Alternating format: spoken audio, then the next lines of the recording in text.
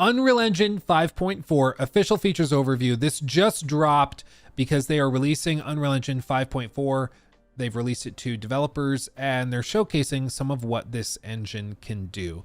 If you're not familiar with Unreal Engine 5.4, it's crazy. They did the little reveal where they showcased that Rise of Hydra trailer. That was crazy. And basically this thing just seems to be cutting edge. I mean, there's no other way to put it. Just watch this. Let's take this in and appreciate what they're able to do now. Hey everyone, Unreal Engine 5.4 is here. Check out some of the highlights. First up, UE 5.4 has powerful new tools for setting up and animating characters directly in the editor.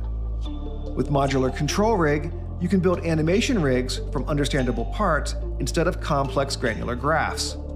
Okay, I've tried plenty of game engines and I've tried rigging stuff, and in the past when I was really into 3D modeling and stuff, I actually like hand rigged many models and stuff. And so to see them literally just dragging and dropping stuff onto rigs and modeling it, moving it, rigging it is the word I was looking for, is just wild. Like, this is crazy smooth. What they just did in like 3 seconds would, like just a few years ago, have taken you hours and hours to do. It's crazy. Here you can see us setting up a leg in just a few steps. Steps. No. Okay, moving on. Automatic retargeting makes it faster and easier to get great results when using bipedal character animation of known skeletal types. The skeleton editor is now more performant and offers more functionality. There's also a suite of new functions that make the deformer graph more accessible. For animation authoring, we've focused on making our tools more intuitive and robust while streamlining workflows. Case in point, animation-friendly gizmos means you can quickly and easily pose characters using just the middle mouse button. And finally, Sequencer gets a significant makeover with better readability and improved usability, including a new layered control rigs feature. Motion matching is... That's crazy, dude. It's crazy. Like, this is one of the reasons why CDPR wanted to move to Unreal Engine is, for one, they don't have to stress about engine upgrades or tweaking stuff. They can just let Unreal and their team of engineers handle all of it, which is great. And they can provide feedback and all of that, but they don't need to stress too much about the ins and outs of the daily maintenance of this stuff. And beyond that, like, if you've ever tried to use Unreal stuff, like, it's just so freaking fast. It's very streamlined. And with a lot of tools, when things are streamlined and very easy to just implement quickly, it leads to back-end issues or issues with optimization, which has been a problem for Unreal Engine games in the past, where they were able to throw it together pretty quickly, but they run into issues with how quickly everything could run. You run into problems of like stuttering or shader compilation issues and all sorts of stuff like we've seen with many games. And those are things they're trying to remedy, certainly, and it's still a concern, but it just lets you work so freaking fast. It's ridiculous. Now more robust, performant, and memory scalable. Now production ready, this toolkit is used to select and transition animation clips at runtime by searching a database of captured animation, using the current motion information of the character in the game as the key. There's also a suite of debugging tools that gives visibility into its inner workings. Again, I remember seeing a clip of Naughty Dog's animation blending tech like a decade ago, and it was jaw-dropping back then. Like, it was stunning. And now it's just readily available. Like, that competitive edge that Naughty Dog had, that no other studio really had at all, back with like Uncharted 4. Now, Unreal Engine just releases it to everybody. Like, it's ridiculous. It's crazy. We've invested significant effort into improving rendering performance in UE 5.4. This includes refactoring the systems to enable a greater degree of parallelization, adding GPU instance culling to hardware ray tracing, optimizing shader compilation, and more. Nanite continues to receive enhancements, starting with a new tessellation feature that enables fine details, such as cracks and bumps, to be added at render time without altering the original mesh. Plus, the addition of software variable rate shading via Nanite compute materials brings substantial performance gains.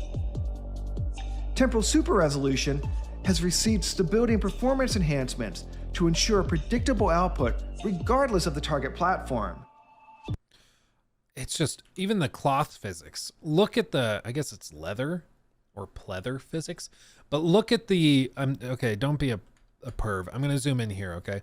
Look at how this realistically deforms as he's walking. Like, it's crazy, dude.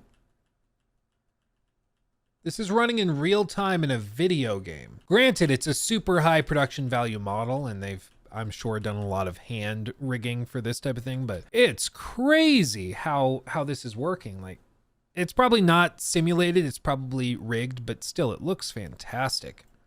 Enhancements to ensure predictable output regardless of the target platform. And finally, Movie Render Graph, a major update to the Movie Render queue, enables you to set up render layers with a node-based architecture. Next up, UE 5.4 introduces a new motion design mode that's been developed in conjunction with leading broadcasters.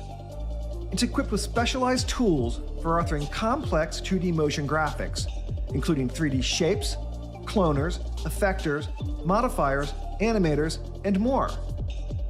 In this release, the virtual camera tool is now supported on Android as well as iOS. VCam workflows are also now fully supported in Unreal Engine on macOS. Just look at that.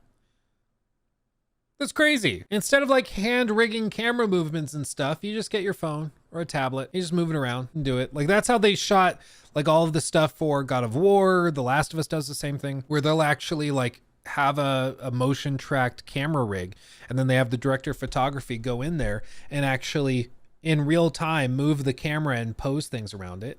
And they just casually do it for like your phone, whatever. It's crazy. On the VR scouting front, we've introduced a new, fully customizable toolkit that utilizes XR Creative Framework to support open XR HMDs such as Oculus and Valve Index. For ICVFX, we've added depth of field compensation for in-display. Using the real world's camera position and lens parameters, it renders a corrected depth of field in Unreal Engine on the LED wall to compensate for the additional blurring introduced by the physical lens. Yeah, if you've not, okay, this breaks my brain. If you've not seen this, what show was it? Was it Halo that did this a lot? There was a show that did this a lot, Mandalorian maybe? But basically they have these gigantic like LED walls that are just massive, super high resolution, whatever. And what they do is they run Unreal Engine synced with the camera movements, and they render that behind the individuals that are acting. And Mandalorian, it was Mandalorian? Yeah, the volume. Like, it's so freaking cool. Let me show you. It looks really good. You might think that this is all just CGI, and as they say, like... Imagining how VFX artists would make this planet look once filming had ended. The Mandalorian is one of the first major productions to choose LED walls over green screens, and the benefits for the actors are just the tip of the iceberg. Yeah. LED walls make the lighting better, filming smoother, and in certain cases cost a lot less than using green screens. But to understand why the team behind The Mandalorian chose these LED screens, we have to understand just how they work. So like, look at that. It's an actual LED wall. The actor sees where he's walking. He sees all this, and they film it, sync it to the camera movements. The team behind The Mandalorian chose these LED screens. We have to understand just how they work. Mandalorian showrunner Jon Favreau revolutionized virtual production while directing The Lion King and The Jungle Book. However, the process for these two remakes still relied heavily on blue screen and post-production work. For The Mandalorian, LED wall technology seemed like the next logical step, given the show's production budget and time frame. Now, you may... The other nice thing about this is that it's all handled like in one step. You basically cut out the step of having to remove the blue screen layers and then go back in and reconstruct the scenes.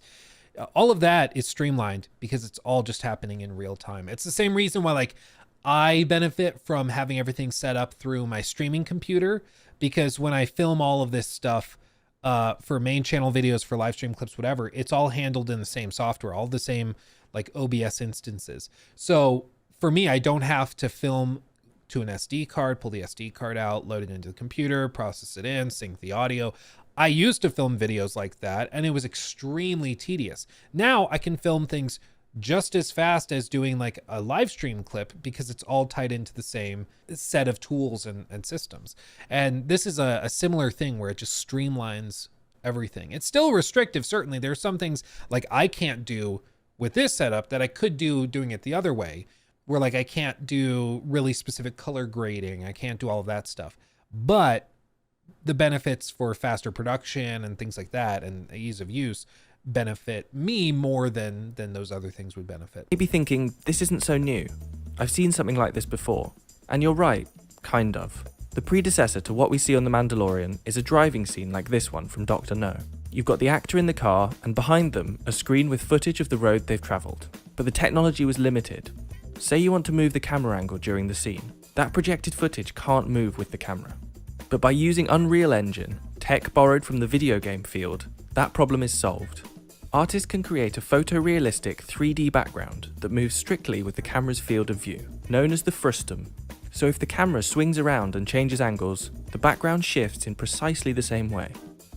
This allows motion-tracked cameras to execute traditional cinematography techniques within the virtual set, achieving cinematic movements like the parallax effect, where an object in the foreground moves at a different speed than the background, amplifies the illusion of filming at an actual location. For the actors, it's probably weird because like you're standing in a 10-foot deep space by 30 feet, can't move too much. And to you, you just see like the screen behind you changing and shifting as they move the camera. But the final product through the camera is crazy. Now that LED screens can move with the camera's eye, virtual sets can solve a bunch of green screen problems. The biggest one probably being lighting. We've all seen movies, TV shows where the lighting on the day didn't necessarily match the post-production work that was added many, many months later. That's Richard Bluff, Industrial Light and Magic's VFX supervisor for The Mandalorian. He says lighting is one of the key benefits of working with virtual sets. The light coming from the LEDs provide realistic colours and reflections on the actors and props, something you simply can't achieve with green screen. They are also able to completely avoid the problem of spill. To better understand that, we talked to Kim Lebrun. That's crazy.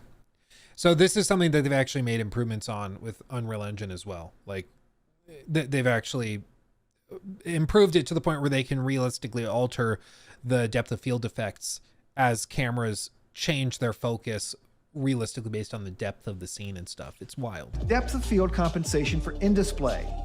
Using the real world's camera position and lens parameters, it renders a corrected depth of field in Unreal Engine on the LED wall to compensate for the additional blurring introduced by the physical lens.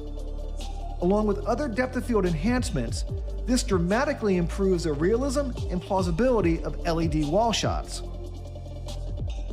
New in this release is Unreal Cloud DDC, a self-hosted cloud storage system for the Unreal Engine-derived data cache. Designed for distributed users and teams, it enables you to efficiently share Unreal Engine cached data across public network connections. Our local DDC also now uses a new server architecture, offering improved data conditioning performance, faster load times and Pi workflows, and other benefits. These are just some of the highlights of the Unreal Engine 5.4. You can find out more about all the new features and download the release on unrealengine.com. Enjoy. It's wild, dude. But one of the downsides of this, perhaps, and it's something we've mentioned before on stream, is that I think because games are getting so easy to put together with some of these tools, and it's easier than ever to achieve cinematic quality, you're going to start to see a lot of like indie games that look fantastic, but that doesn't necessarily translate to the quality of the final product. So I think you're going to start to see a ton of games that are very polished turds, perhaps, where they look graphically stunning, but there's not much else going on. And on the one hand, it's cool that we're at a point where smaller teams can achieve fidelity on this level, but also people are going to have to be pretty diligent to make sure that they're not buying into things just because they look pretty. Because it used to be that like if something was really high fidelity, it was probably a pretty good indication that the game itself was going to be, you know, really good. But it, like, that's not necessarily a given anymore because now it's pretty easy to get games that look really good. It's not necessarily a given that they're going to be good just because they are shiny. He took my thing.